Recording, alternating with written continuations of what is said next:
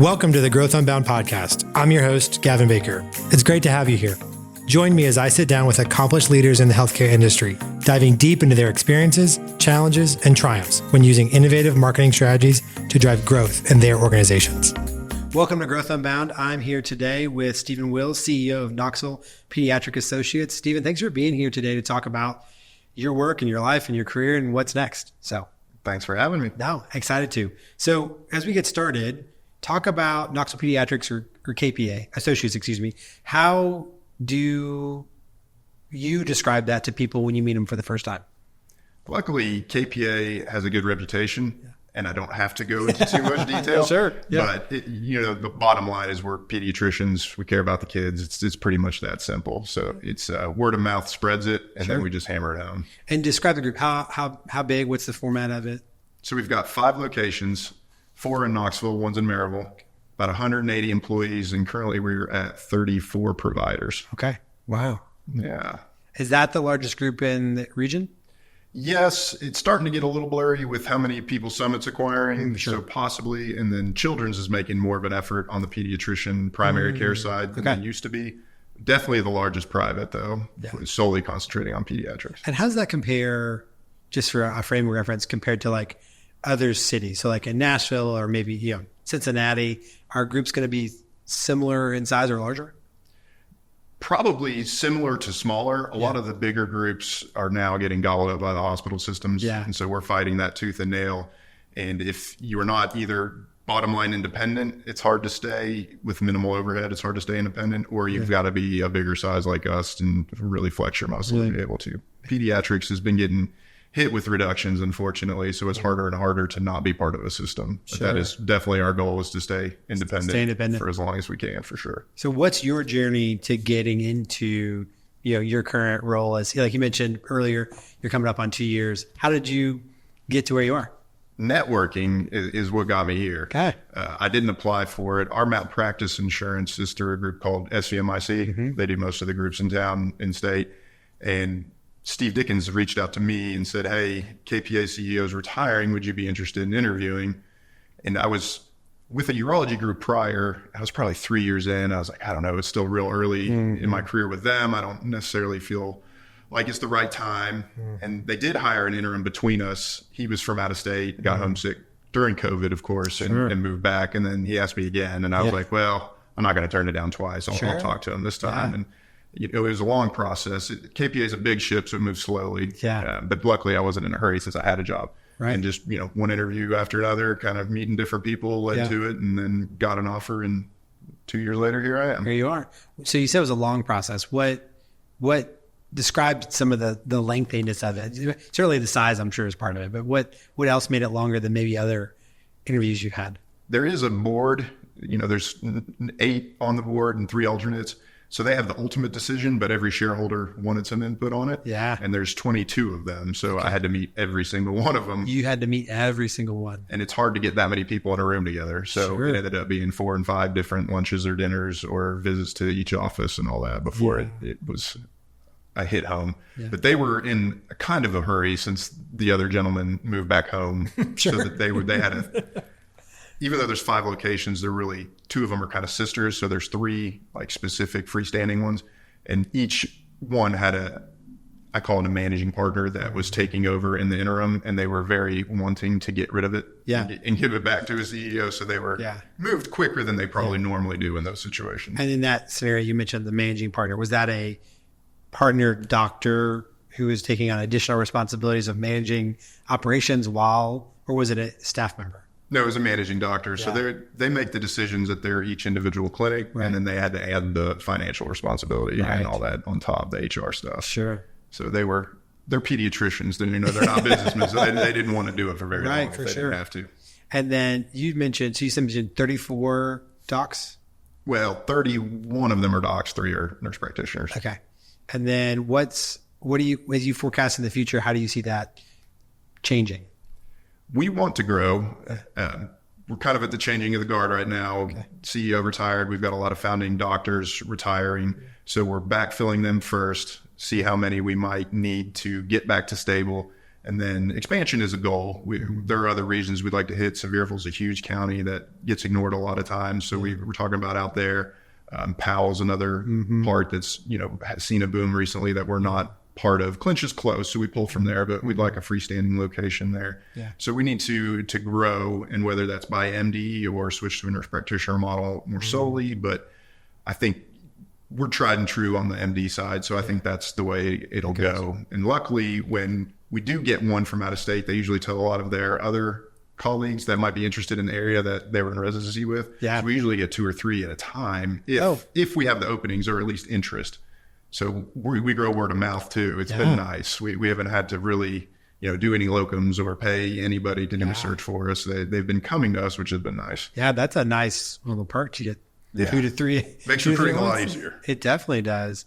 Well, are there trends that you're seeing in pediatrics overall with patients or care that you see here that are being reflected nationally, or vice versa, right? Things that you're only seeing that we're seeing here, but don't seem to be making it on the radar, nationally. Vaccine hesitancy is coming back. We have a pretty firm must vaccine. We don't include COVID in that, but all the big ones, we don't really take patients if they're not on board with that. But the election coming up, COVID vaccine kind of rekindled it. It's going to be a big issue moving forward. November will play a big role in that. Sure. Unfortunately, you wouldn't think politics really would go down to the sea level of pediatricians, but that's becoming a big issue. We're getting a lot of pushback on that. Yeah. Was an issue? I assume it was an issue around COVID. That's what kind of started it. Yeah. And everybody's all like, why do I need all the others? And if you throw in a hepatitis vaccine, a lot of people think that's more of an STD and not a childhood disease. But it really can be. If you get vaccinated early, then you don't have to worry about it later. Right. So education is a big part around it. And then a lot of people are getting their information from social medias or not, trustworthy sources that are spoiling it, so to speak. Yeah. It's becoming a challenge. So how do you guys handle that with new patients or even internally? Because I assume everyone's generally on board, but probably not on everything, right? We make sure that we say it early and often. So the parents shouldn't come in surprised that you're getting shots today. They should know that from the new patient appointment on. We typically take them at birth. We don't get a lot of transfers, at 4 and 5-year-olds, unless they're from out of state. But, when you get set up with a pediatrician, hopefully you like them and stay with them. Right, yeah. So we don't get a lot of those transfers. So hopefully they've had a few of the vaccines before they leave the hospital, and then we pick up and piggyback off of that. So they should know. Yeah. And if they don't, then we'll listen. We're not strict on the schedule. We'll adjust a little bit to fit needs. But, if they're hardcore no, then that's when we start the exit. Sure. Yeah. Like anything, you mentioned the number of, like just the team size of staff you have. Has that created opportunities for spirited engagement internally at all? Or is everyone, this is what we should be doing? Everybody internally is on board with it. Okay. It hasn't really caused any coups inside, which is nice. Yeah, that's definitely nice.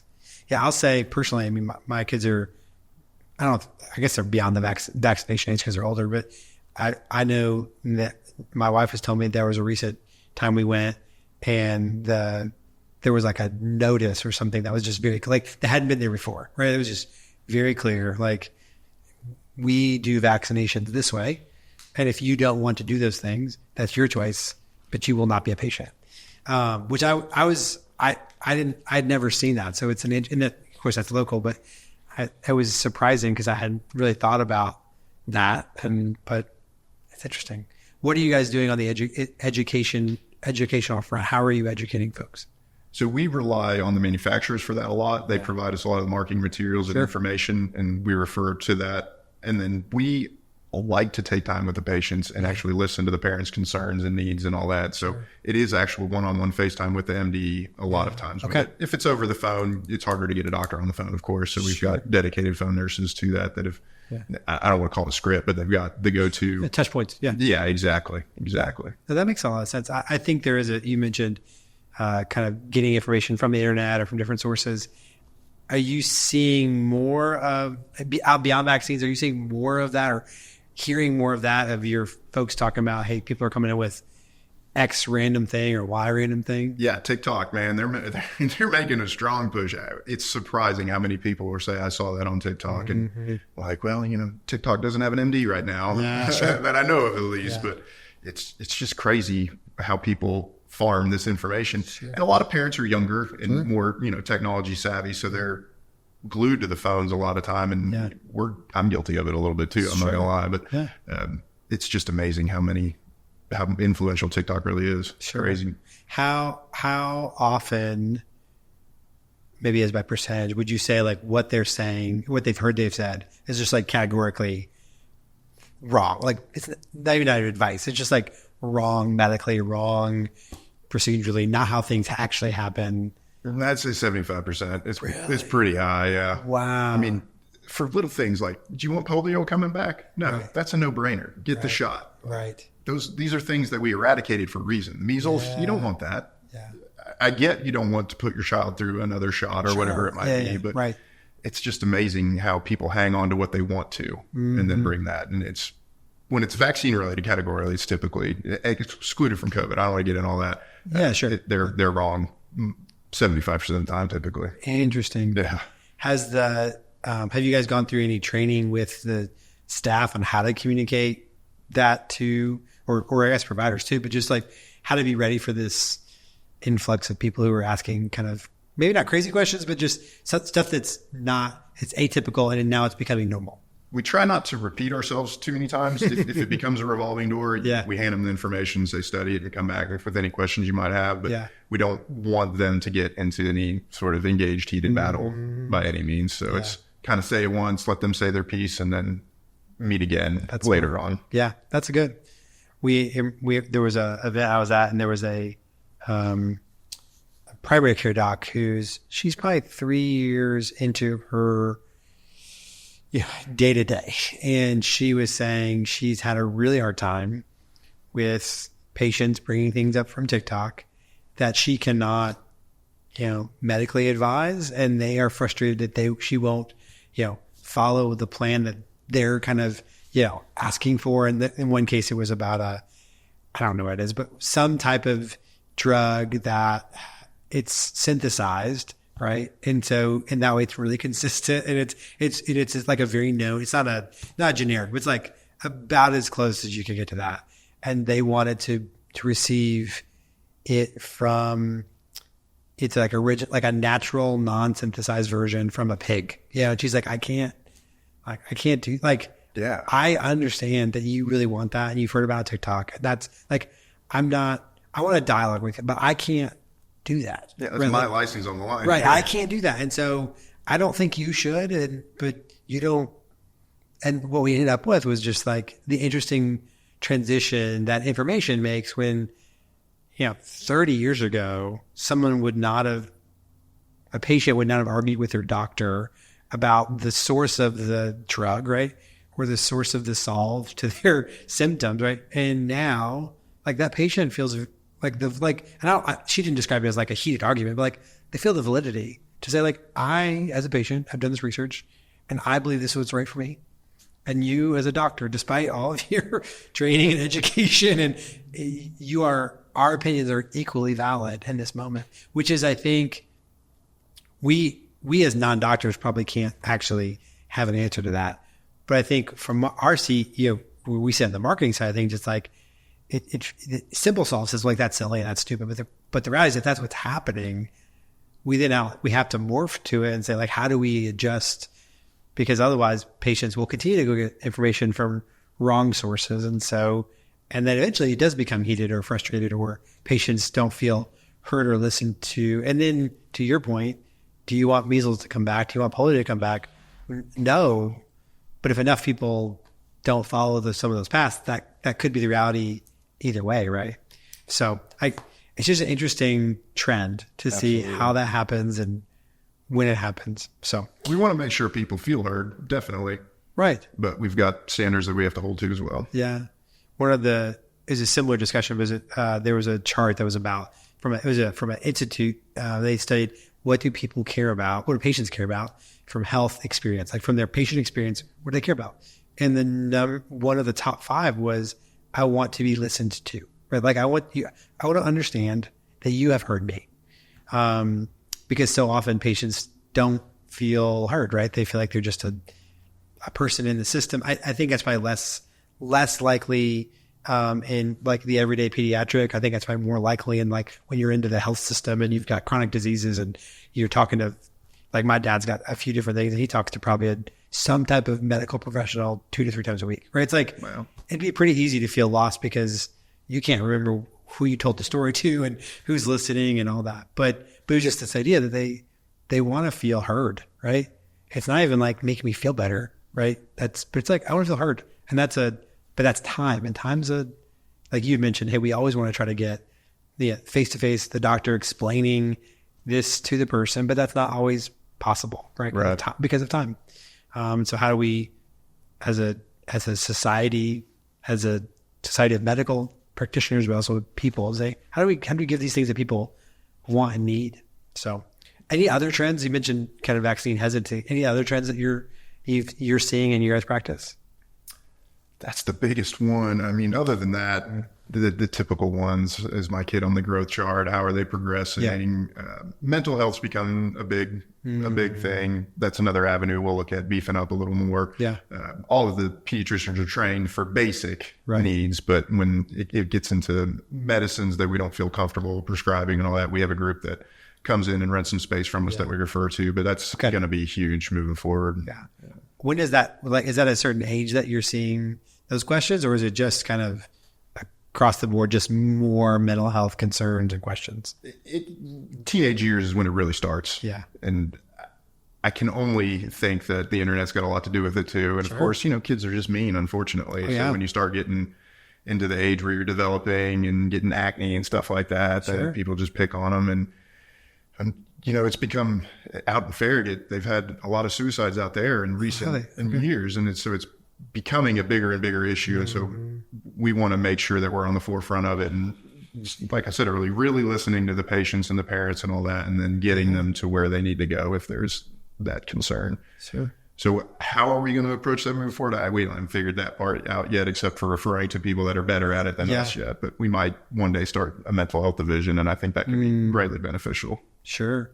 Yeah, I would probably say as a parent, I don't know what I would hope that we would recognize, signs or just through being more knowledgeable, but I would certainly expect a pediatrician probably to have some capacity to either understand those things or educate me as a parent to say, hey, these are things we're seeing, or hey, as your son or daughter moves to these stages, these are common things to watch out for. And, but I don't know that I would have thought about that from a mental health perspective until you just mentioned it. But I can certainly see if you don't have any other resources, where would you go to? There aren't a lot of psychiatrists, psychologists that are willing and wanting to see kids. Sure. So it's really hard to get in somewhere too, if you have that need. Yeah. So I would encourage anybody younger that's thinking about going into medicine to consider that strongly, because they will have the pick of the litter wherever they want to go when they get out. Locally, is that something that the Children's Hospital or Children's Hospital Network supports, or is that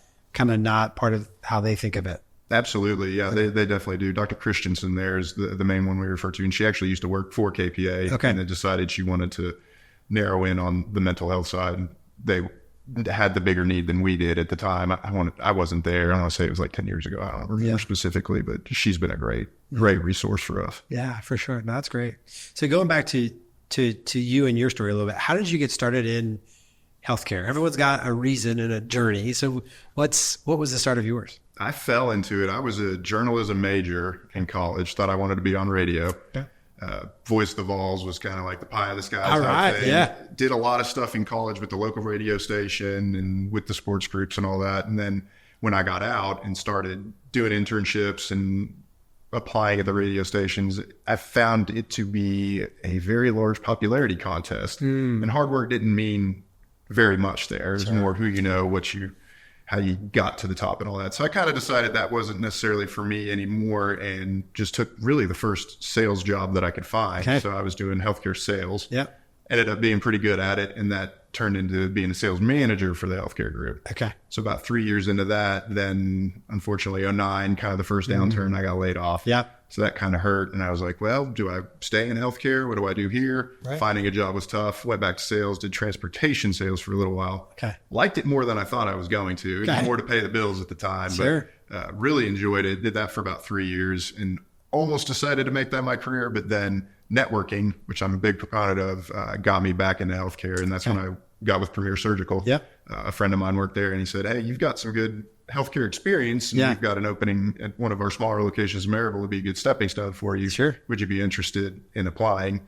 And I did, and luckily got that job, and that kind of launched it from there. Premier's got a great reputation, good training internally and all that. So they set the base for me. Not that the sales job didn't start it, I guess, but as far as the private practice was concerned, that's where I got the bulk of my knowledge, was through Premier. For sure.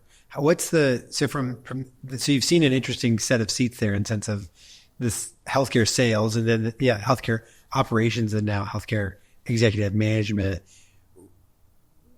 What have you learned from being in the sales seat that you kind of see today that maybe someone who's only ever been just kind of, on the provider side and just kind of worked their way up, they've only seen clinical. What do you think, what do you see as a viewpoint that you're able to bring? Sales isn't for everybody. I'll say that first and foremost. But you've heard that adage, like everybody should work in the restaurant industry. Yeah. If you've got the skin for it, I think everybody should work in sales, because it teaches you how to talk to people, teaches you how to face rejection, and it teaches you how to move on. Yeah. So without those three things, I don't know that I would have been successful in my foray into private practice, because a lot of people just get intimidated being in a room with a doctor. Mm-hmm. They're just people. They're not any different. They went to school a little longer, might make a little more money than you, but they want to talk to you like you're a person too. Sure. And I don't know that I would have known that without having sales training in there. Yeah. And then any conversation can be sales. You've got a goal in your conversation, what you want to get to and how you want to get there. Right. So that can even just win you an argument with your child to get them to go to bed on time if you want it to be, or it could be, earning that position that you've always wanted. Sure. So just being able to see, what I think that perspective you shared, like, is the intimidation factor, I think is real.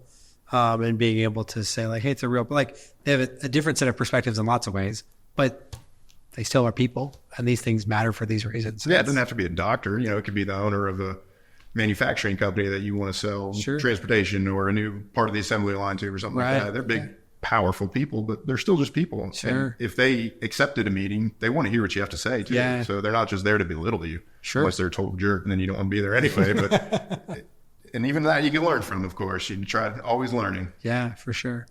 So when it comes to your role and what you're doing, you mentioned the size of the group, and kind of we were talking beforehand about some of you got a meeting coming up and these different things.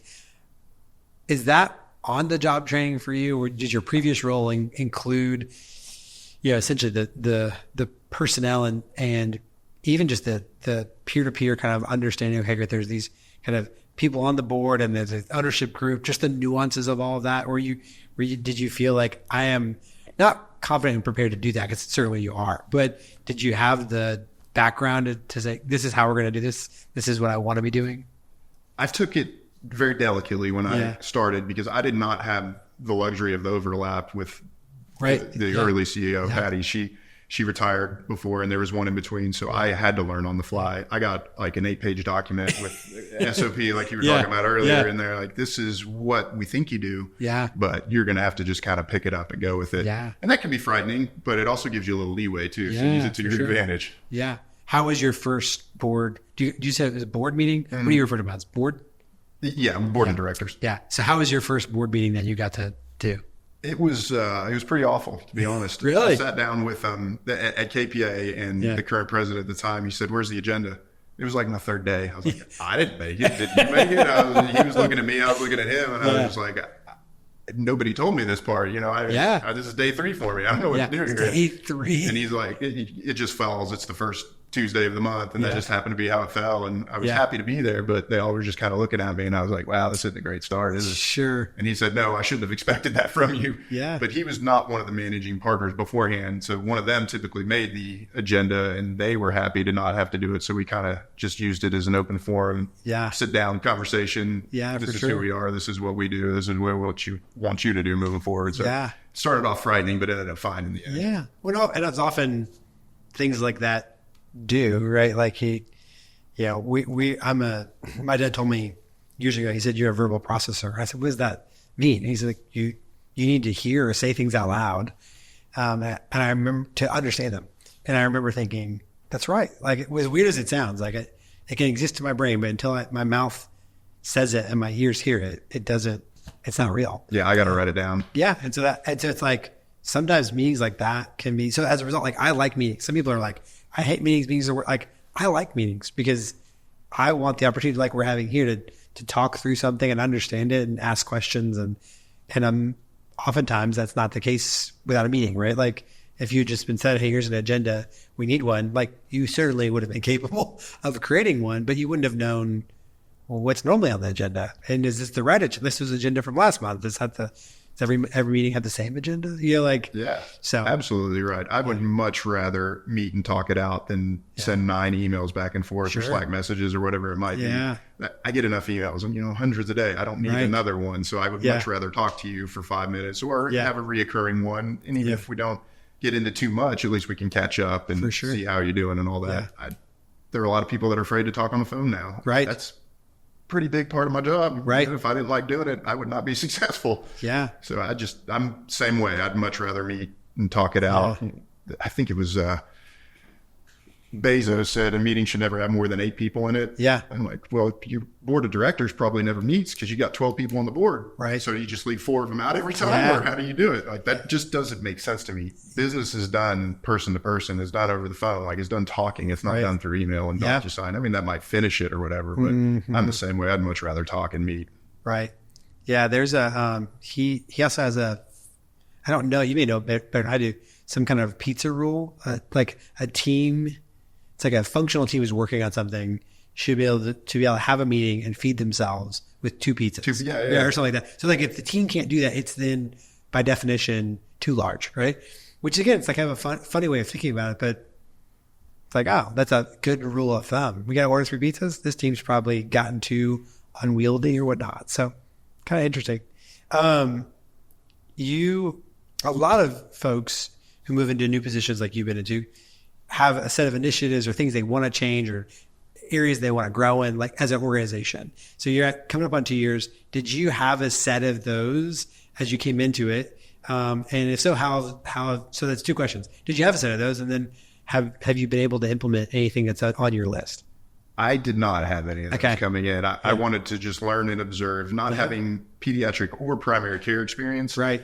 I wasn't prepared to come in there and change a bunch of things. Sure. Typical management things and personnel management. Yes, I'm open door. You can ask me anything kind of person. And I wanted the team to be that way. But as far as actual structural changes or anything like that, I did not. I didn't have any PEDS experience. I came mostly from a surgical background, hospital side. So it was just all new to me. So I was like, I'm just going to learn and soak it in and then see what kind of decisions need to be made later. So with all that turnover we're having, now is kind of my opportunity to do it. So we have a lot of reporting that's a bit older and antiquated. The new finance manager we got coming on board, I'm excited to work with her on getting more up-to-date reporting. We've been very closed door internally with sharing stuff, and I'm going to change a lot of that. I'm not going to share, deep secrets, but I'm going to open it up and give the management team more of a voice than it's typically had. So the things that through these retirements, now is my time to do that. And I'm pretty excited about it, actually. We've got the new billing manager started 3 weeks ago, and then the new finance manager starts on Monday.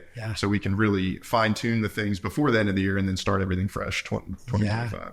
So you talked about sharing more things with the leadership team. Is that financially? Is that just that direction? Generally? Like growth. Like that's not something that would have been talked about really. Really? Because KPA got big quickly. 3 groups formed into one. It got large real fast. So they were like, we need to cruise. And they cruised for about 20 years. So now it's maybe more time to hit the gas pedal. We're not going to do it super aggressively or anything like that. But now it's time. If we're not going to compete with the summits and the bigger groups, then we're going to have to get gobbled up by somebody. So we need to do it. And that's something that probably would have not gone outside of the board of directors conversation until it became public. But I want their input. I want their fears. I want their ideas. I want all of that. I want a team approach. I don't necessarily want it to be me on an island with those 12 that are just pointing and saying, you do it. You chose this. You make it happen. Like I want people to do it with me. So I'm an open book on that one. You mentioned your open door. So how's that played out? In even just, I'm sure you mentioned there's the previous one who retired, the one who left, and then now you.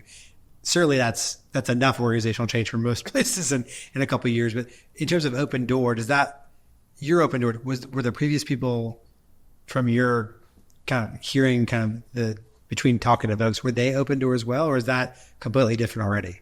I think they were, just with their own style. Yeah. I'd probably overshare instead of under. Sure. I'd kind of rather take the approach of, what we were talking about earlier as far as we're going to try this.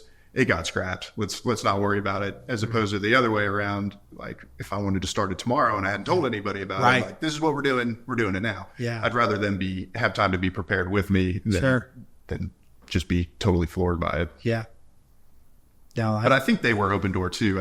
I think I just share naturally a little bit more than they do. And that might not be the best approach in the world either, but it's what's working for me.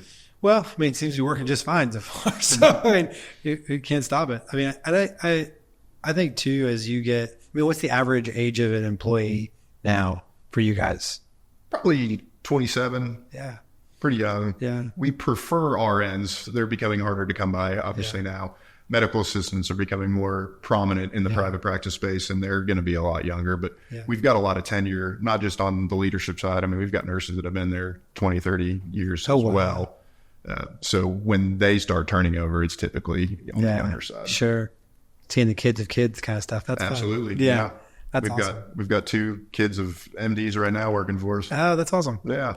Good. Yeah. I think where I was asking about the age, because I do think there's generational, I've heard from lots of folks, I just might be, the generational change in the workplace is a big deal. And one of the things in healthcare is it's in almost every industry. It's like the first time in some major time frame that there are 4 generations in the workplace. Wow. And so, and typically it's 3. And so you have this 4th edition where it's like, and that seemed to be the breaking point where it's like, culturally, everyone can kind of flex like one foot in kind of either camp. And then you add the 4th one. And it's like, okay, great. This person's 22 years old. They don't pick up they will not talk to me on the phone. They only text me. And then you've got someone who is, has been working for 30 years and they're like, what in the world is wrong with it? Like their working styles and communication styles are so different. And the bridging becomes complicated because it's just, hard to make, because you've got I would imagine you're someone who's been working 30 years, they're expecting probably from a leadership perspective, like, tell us where we're going and we're going to just, we'll do it. Right. And then on the younger side, right, way younger side, it's probably like, hey, we're going here. And they're like, I don't want to go there. It's like, oh, okay. Okay. So now it's a discussion about where we're going versus kind of this, and I'm not sure either one, we could debate for months or years probably which one's right or wrong, but still it's like, well, how do you do both, right? And you probably are having to do some of that, I would imagine. It's becoming a puzzle for sure. Yeah, especially a lot of the younger generation I'm seeing want 2 and 3 part-time jobs as opposed to 1 full-time job. Really? So we're trying to move it around and fit the puzzle together about who can work which shifts. And we do have Saturday hours. Kids get sick on the weekends. Yeah. So that's a tough one. Nobody wants to work on Saturday. Right. But when we used to just hire 1 full-time employee, we find ourselves hiring 2 to 3 part-time employees to equal the same. So talk more. Is that clinical? Is that administrative? It's got a crossover? Yeah. Really? I mean, not on the provider side, right? But nursing and in front desk and billing it's pretty much everywhere. Interesting. So like in the front desk, are they doing 3 different front desk jobs? Or are they just doing 3 like one, they're a server and they're a front desk person and they're I think it's just kind of all around. Yeah. I've not really pinpointed any rhyme or reason to it. I doubt they're working at 3 different medical practices. Yeah, sure. Yeah. I bet they're probably waiting tables on the weekends for the big shifts or maybe bartending at night for, high dollar ones. I don't really know. I haven't dug into that part. But. So when they're doing that and working for you guys, how many hours are they working to do that? 8 to 20 is pretty common. Okay. Yeah. It's kind of crazy. Whereas before it just would have been... This would have been 40. 40. Probably more like 48 a lot of times. We used to have night clinics, walk-in clinics. We used to have a lot. And the urgent care model, we created internally. And then when urgent cares became really popular, we were like, we don't want to do that anymore. That's a lot of, people didn't have personal time so much anymore. Doctors were working 12-hour days when they didn't want to. So they were happy to give that up. Sure. Yeah. Yeah. And I would say as a parent, I'm happy that, regional to national urgent cares exist because scheduling is easy and the convenience factor is certainly there. Yeah. We love it too. I mean, I can obviously call one of my pediatricians and say, hey, this is going on. But if it's something out of our realm, like my kid fell off the swing about a year ago and broke her arm on a Saturday. Oof. I was like, I could take her to KPA, but we're not going to be able to do a lot except for x-ray and say, yeah, it's broken. I knew it was broken. She held her arm and it was a C. So I didn't need him to triage that part of it. But I did call him and I said, hey, where should I go? Should I go to ortho walk-in? Should I go to regular walk-in? And he was like, all of them are going to be capable of bracing your arm. Then come back on Monday and see us and we'll figure out if it needs this, more of a specialist or whatever after that. They are great. Which is a great innovation of kind of all the things working together. So the ER is caused a lot of problems in the healthcare industry because of the high price every time somebody walks in there. Oh, sure. So if we can get people to go to the urgent care model for a rash or a cough or a broken arm or something like that, that would take a lot of burden off of the whole healthcare industry in general. Oh, for sure. Yeah. I mean, how do you, it's particularly on that ER front, we're diminishing the amount of people who just, because no one, like particularly like on a broken arm kind of scenario where it's like, I mean, you're hurt, but you're not sick. And you're going to go to a place where people who are also hurt, but they may also be sick. And so you may end up sick as well. It's a difficult scenario to end up in. So that makes a lot of sense. I hadn't heard about that.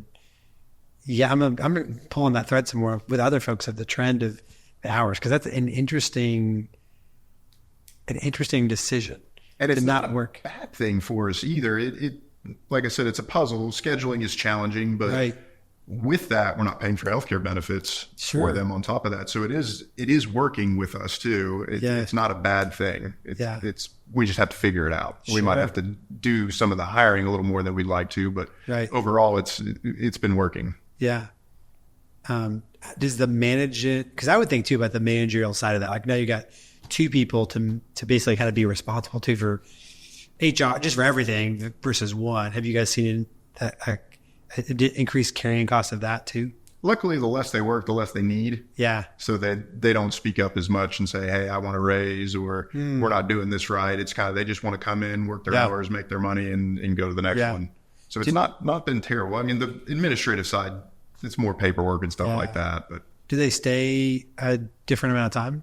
So that's kind of a mixed bag. Depends on the person. But I mean, we have a lot of part-time people that have been there a long time too. So, wow. Yeah, they dabble, if you will. Yeah, sure. That's fascinating.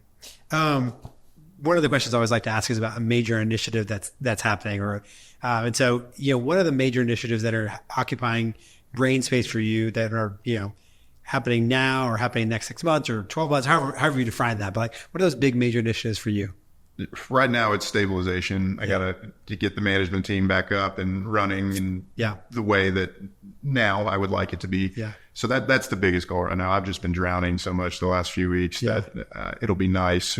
On top of that, of course, we've got our healthcare benefits to reestablish. Open enrollment comes up in a little while and those costs are skyrocketing and all that. So that's kind of the most immediate one on my plate. But then future planning, just getting it to where we want to be and make sure we can stay independent. So that's interesting because you mentioned there's kind of, you're kind of in the system out of this, like, what's your view on that? How are you facilitating those conversations internally, externally? It's tough, man, because on the negotiation side, when you reach out to them saying, hey, our contract's coming up, we want to negotiate a rate increase, there's like, oh, costs are up, we can't do it, we're not giving out increases this year. And then you get your health renewal and they're like, oh, we're going to charge you 27% more than your current contract. I'm like, so you're paying us less, you're charging us more, and then every quarter I see that you made billions of dollars. Yeah, because what you're basically saying is when you reach out as KPA to negotiate how you guys get paid, they're coming back and saying, there's no more money. Yeah, exactly. Okay. Exactly. We're getting beaten in the market by so-and-so. We've got to dial it back. We've been paying you too much. Yeah. The new trend is they're going to start paying nurse practitioners less than doctors. So that's another battle you have to fight. Yeah. And I get it. They're not as educated. They can't do as much. So, I mean, it makes some sense, but it's a lot harder to say if you were making $100 for this code, then all of a sudden you're going to only make $85 for it. But then you're not going to pay the doctors anymore for what they were doing either. So it's kind of a double-edged sword. So they're cutting the doctors, they're cutting the NPs a whole lot. And then they're charging you more for your healthcare. And your deductible went from $4,000 to $5,000 too. Right. So it's a hectic time right now. Healthcare, it's crazy. Yeah, and then so that's happening, and then you're going to get your own renewal for your guys' benefits, and they're saying, hey, everything's costs more. And it's what do you think is going to happen? That's a big question. That is a big question. UHC, in my opinion, is really trying to buy the market. They're trying to say, hey, we're the big kid in town. Yeah. We're for profit. We want you to know it. And we're going to try to push everybody out. Yeah. I don't know that they're going to win. Blue Cross is not for profit, even though they make a ton of profit. Yeah. But they're big enough that they can stand alone. Yeah. But I think we're either going to see it go socialized. Yeah. And I'm interested to see if Medicare can sustain too. So what if the government says Medicare is not financially possible anymore, UHC maybe take it over, and then they're really going to rule the roost. So I think it's going to be socialized eventually. Really? Which is going to be scary. Yeah. But could be good at the same time too. You think that's in your lifetime? I would say so. I mean, we're going to run out of money. We're already trillions of dollars in debt in general, but Medicare is a big part of that. Sure. So I think it'll be, I wouldn't say 5 to 10 years, probably more like the 10 to 20, but I think we'll see it. Wow. It's a big prediction. But yeah, I kind of hope I'm wrong, but because we need competition. Well, and I think the hard part, we work with so many, we're often representing kind of, hey, here's the patient view. Here's how patients think about this thing. Right. And one of those things that has morphed in the last 10 years is really just, okay, patients are now paying out of pocket for something they didn't used to. And so now they've got choices. And so when they've got choice, well, how does that change even just the relationship of, you say I need an x-ray, great. Typically it would just be, I'll get an x-ray, from you. But some places it might be great. Well, maybe I want to get an x-ray someplace else, right? Do I have to get it from your office? Do I have to get it from your health system? Whatever that be. Maybe x-ray is a bad example because people are just typically getting it as shown and prescribed. But still, it's like, you've got choice. Maybe I don't want to do that. Maybe I don't want to do that now. There might be like an a la carte menu, so to speak, like where you pick what parts of the health plan are important to you. So ortho coverage might be one that's, if your kid's a sport, into sports, that might be a big one. Or if you're aging, then other things are coming, so you'll add. You could maybe get riders, or I don't know how to word it properly, but an a la carte menu might be something that really might pick up steam. I didn't really think that cable was going streaming and cut the cord and all that, but look at it now. It could be something similar to that. Yeah. Well, I had a professor in my MBA, during my MBA. He talked about, he was really just talking about health insurance in general. But he was saying, the downside of health insurance from an economic model is it requires essentially, a pure distribution chart, right? Like it requires it to include all the extremes, right? People who are never sick and people who are really sick. Because that's what actually makes the costs kind of normalized, right? If you only have health insurance for people who are really sick, then their costs are really, really high. And then people who don't get sick don't want to participate in a really high plan. So they opt out, which then just makes it more and more expensive. And so I think that's part of the puzzle to get figured out too, and which is well beyond my pay grade. But like, how do you do that, right? When does it work?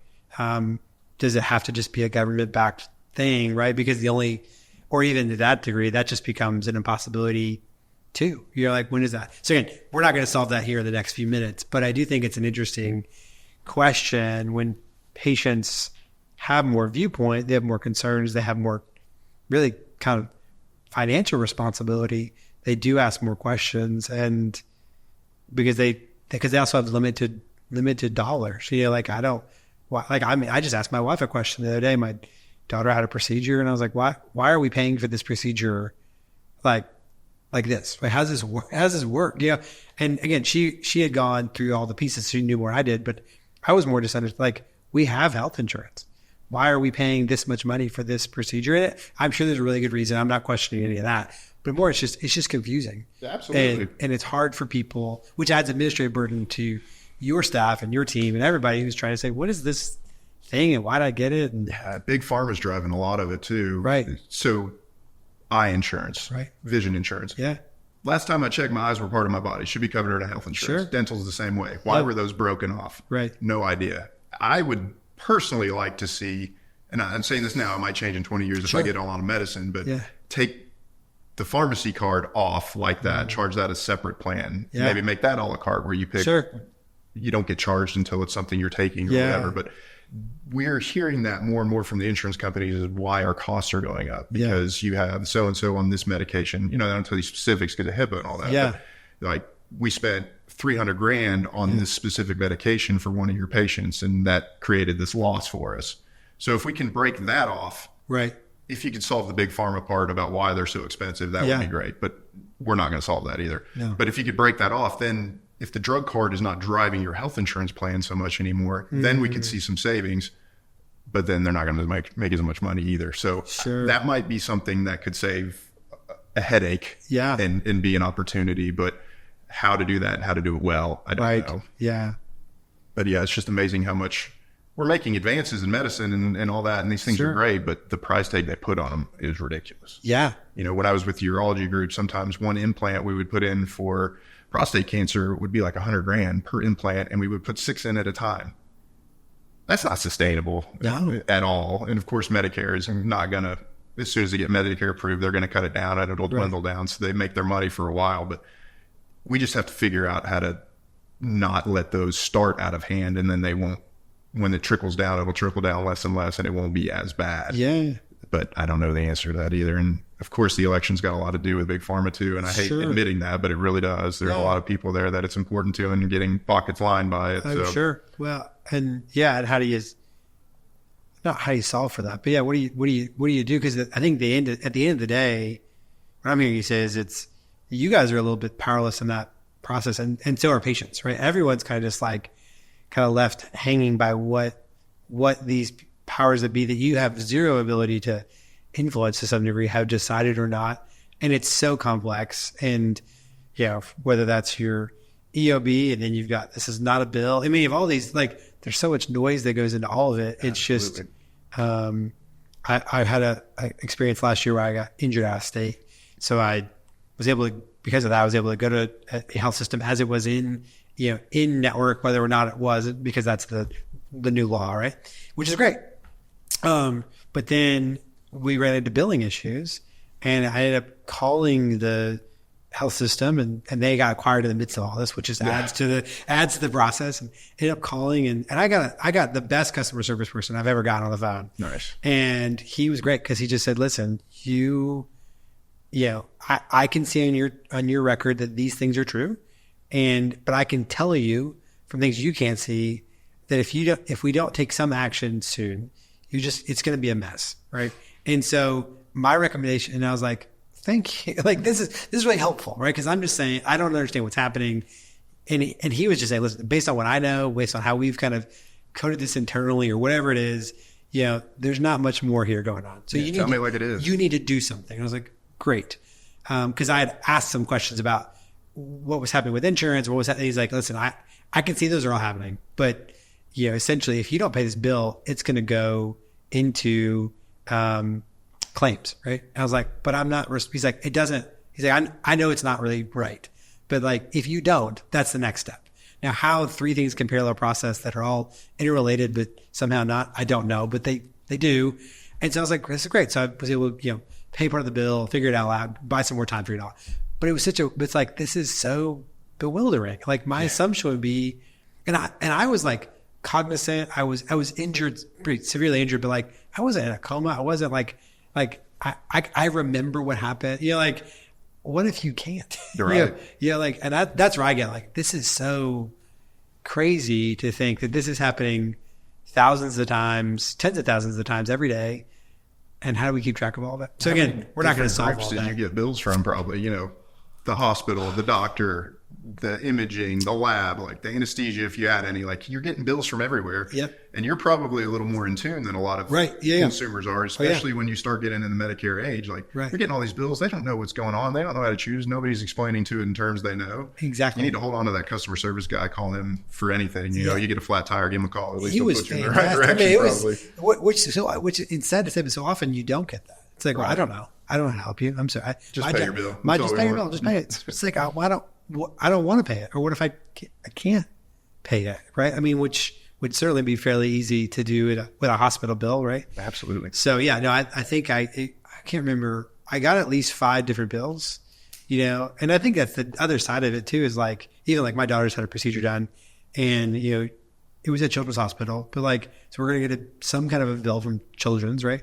We'll get some kind of a bill from the doc who did the procedure. We get some kind of bill from the anesthesiologist, right? Because it's like, But to the average patient, it's like, but they're all here in the same building. Should be one, right? Why isn't it one, right? One procedure, one bill. Which, again, I realize there's lots of really good reasons for that. I'm not here to argue against it, but it is, from a patient perspective, so frustrating and confusing. And you don't know what you've paid, and you don't know who you paid, because the names they're very distinguished to everyone else. But like, the reality is they all look the same when they come in. You don't really know. It doesn't make a lot of sense. And you're also in the midst of some kind of trauma most of the time, right? Whether you're, and so it's just so hard. Anyway, we're not going to solve all that, but it will be an interesting problem for someone to solve. Absolutely. Maybe it'll be you. Yeah, we'll see. All right. Last question. What are you reading or have read recently? Podcast, some kind of resource do you think more people should know about this?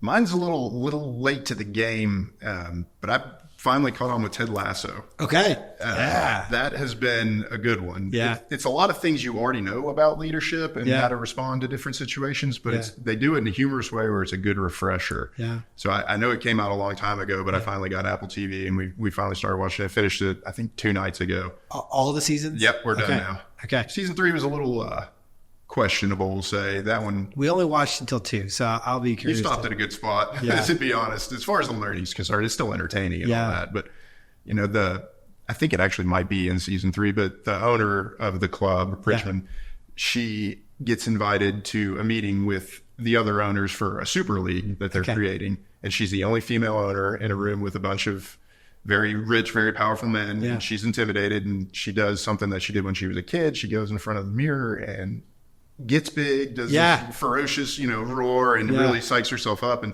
you don't have to do that, specifically, but something like that, like, oh yeah, of course I know to do that, but how often do I actually do it? Sure. So I tried it, before something that I didn't want to do. And I was like, it actually did work. That was pretty good. And to see them do it on TV was a good reminder. And, she's a good leader in the show. I know it's fictional. But, but I learned a lot from it, surprisingly. I was happy with it. Yeah, the power of self-talk's a pretty amazing thing, whether it's informed by yourself or even somebody else. So that's a good one. I hadn't thought about Ted Lasso from that perspective, but there are so many good parts about that. I have to go back and watch it. And it's funny, being on a podcast with you, I haven't really gotten into podcasts yet. So I'm kind of hoping this might springboard me into more. Maybe listen to myself and be like, man, you were terrible. You need to go check some out and get better at it. There are some one of my favorite ones I've been listening to that was referred to me by someone is called Acquired. And they tell really long research. The episodes are long, like 4 hours, right? So they're almost like an audiobook more than they are an episode or a podcast episode, but they go into it's 2 guys and they go into extreme depth on the history of a business or a product. So there's one on Costco, right? It goes all the way back to the foundation of how did Costco get started to even now as a company, how do they're able to get into some operational details. I'm not sure how they get to them, but this is how their SKU counts are compared to Sam's Club and how it works. Here's how they work so for example, like you mentioned, the insurance costs are up. Hey, the average buyer at Costco, I think they said, has 10 or 15, a very small number of products that they're responsible to. So much so that they're able to know and they're often the largest buyer of that product from that supplier. Oh, wow. So they have this interesting relationship where they don't have that many relationships to manage as a buyer, but they are the largest customer of that company. And so, they have a envisioning statements, but one of those is to essentially be a good partner. So they're not looking to beat somebody up. So that if the prices are up 50, they want to provide extreme value to the Costco user. And so they have a price maximum that they allow themselves to mark up, right? And so, but they also then are able to apply that downstream to their vendors to say, hey, basically we only, I can't remember what the number is, but I think it's maybe 10% markup or something. It's pretty small. But so if they give an example of hey, if the price comes in and they say, hey, this is Hershey's says that the raw cocoa dry powder is going to cost 45% more, they're going to say, great, help us understand why it costs more or whatever it is. And then oftentimes they're like, great, no problem, great, that's the new price, we'll buy it for that. They'll sell for that. They come back a year later and they'll say, hey, they kind of notate, why was it more?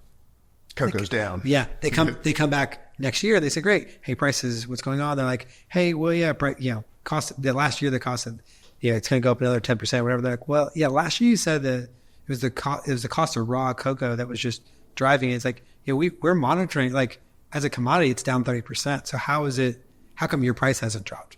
And they're like, oh, like, because they have so few markets to really pay attention to, they can do that. Yeah. That's which would be not true. And so it's got all kinds of fascinating insights. They have a really interesting one on Ozempic, and that the foundation of the company and the drug, but also even just like the economics of it. Like how's it working? Why is it working? How long can it work for? Yeah. It's just fascinating. Again, and they're not healthcare people, right? So they're coming to it with other business functionary in mind. And so it provides a really interesting view. So anyway. That's cool. Stephen, thanks so much for your time today. This has been fantastic. I've learned some great new things and had some good reminders. So appreciate your time. Appreciate you. You bet. Thank you for listening to the Growth Unbound podcast today. Be sure to let us know what you think, and we'll be back soon with more inspiring stories and insights to help you unlock the growth you deserve. I'll see you next time.